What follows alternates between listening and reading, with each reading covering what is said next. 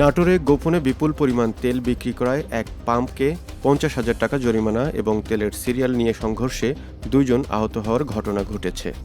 স্থানীয়রা জানায় বড়াইগ্রাম উপজেলার পাটোয়ারি ফিলিং স্টেশন থেকে গভীর রাতে গোপনে ২৬০০ লিটার তেল অন্যত্র বিক্রি করে দেয় পাম্প কর্তৃপক্ষ।